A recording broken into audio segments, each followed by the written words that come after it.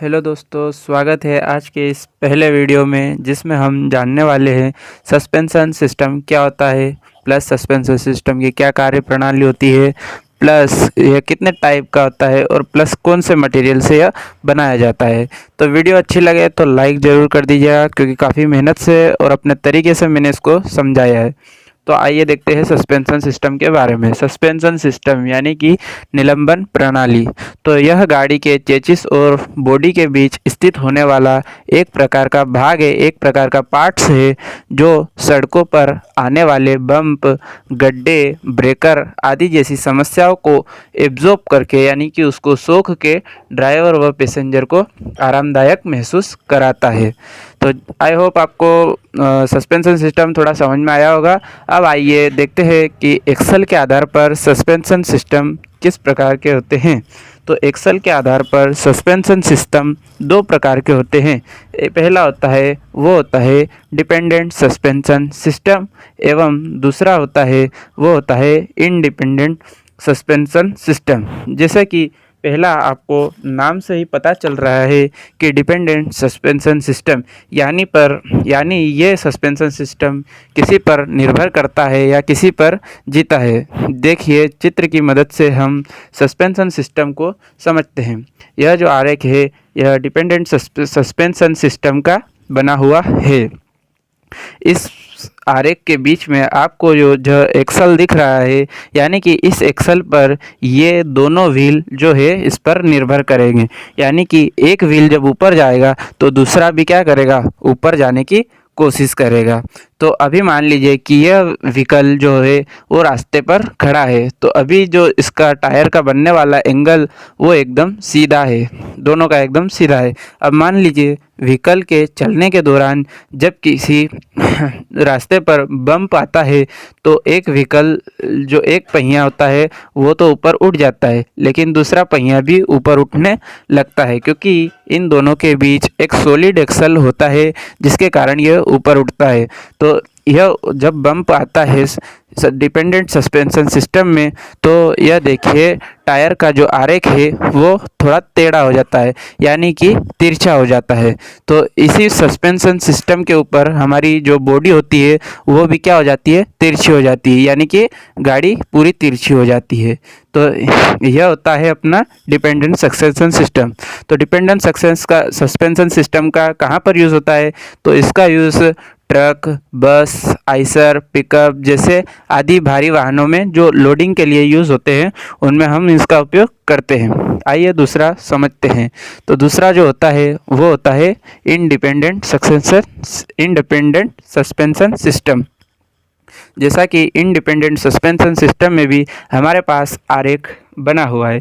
देखिए चित्र पहला, जो व्हीकल यह रास्ते पर खड़ा हुआ है स्ट्रेट, लेकिन इसके दोनों टायर हमें कैसे दिख रहे हैं, स्ट्रेट दिख रहे हैं। इसमें कोई प्रकार का सॉलिड एक्सल नहीं होता है, इसमें दो प्रकार के एक्सल होते हैं जो फ्लेक्सिबल टाइप के होते हैं।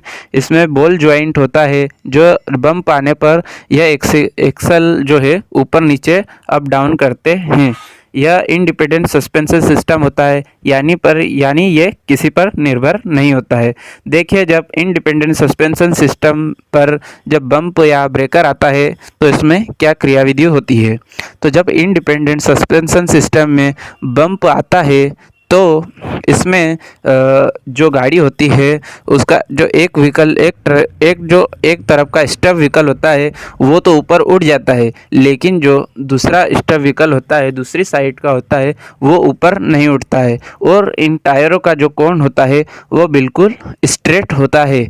दोनों टायरों का देखिए कोण स्ट्रेट है और बम्प आने पर ये जो आधा एक्सल है यानी कि फ्लेक्सिबल एक्सल होता है वो ऊपर मूव कर जाता है, जिससे कि वाहन में अपने को जो है झटके और ये महसूस नहीं होते हैं। अब जानते हैं इसका जो मटेरियल होता है सस्पेंशन सिस्टम का वो कैसे बनाता है। तो सामान्यतः सस्पेंशन सिस्टम स्टील नुमा बनाए जाते हैं, लेकिन कई जगह पर इसे कास्ट आयरन यानी कि लोहे का भी बनाया जाता है, क्योंकि कई जो लोडिंग व्हीकल होते हैं उसमें तो ये कई ठोस चाहिए ही, क्योंकि उस पे तो टनों पर वजन आएगा।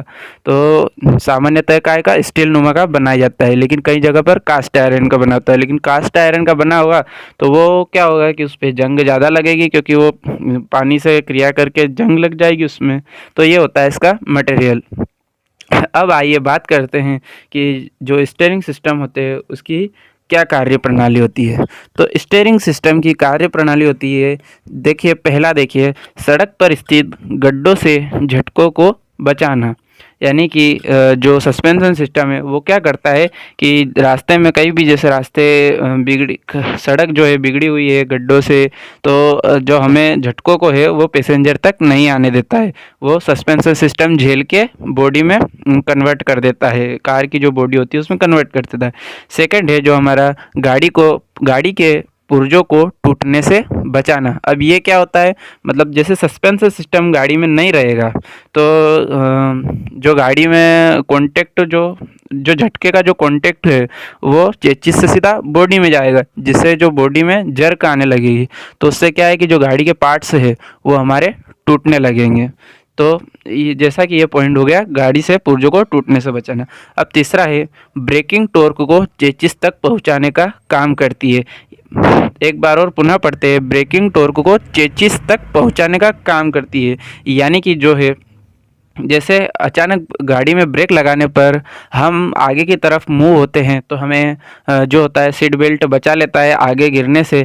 वैसे ही जब गाड़ी को ब्रेक लगाया जाता है तो जब गाड़ी की बॉडी क्या होती है वो चेसिस से अलग होने की कोशिश करती है कि एकदम झटका रुक जाता है तो वो अलग होने की कोशिश करती है। तो उससे क्या होता है कि जो चेसिस का जो झटका है पूरा वो ये सस्पेंशन सिस्टम ले लेता है और सस्पेंशन सिस्टम उसको वहीं एब्जॉर्ब कर लेता है, यानी कि उस झटके को बॉडी तक नहीं जाने देता है।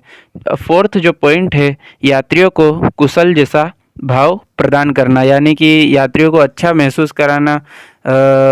चलो ठीक है, आशा करते हैं कि यह वीडियो पसंद आया होगा। इसके पार्ट 2 में भी हम बनने वाले हैं, जिसमें हम जानेंगे कॉइल स्प्रिंग क्या होती है, शॉक एब्जॉर्बर क्या होता है, कंबानी जो लीफ स्प्रिंग होती है वो क्या होता है, वो कितने प्रकार की होती है। और आइए नेक्स्ट वीडियो में मिलते हैं। धन्यवाद।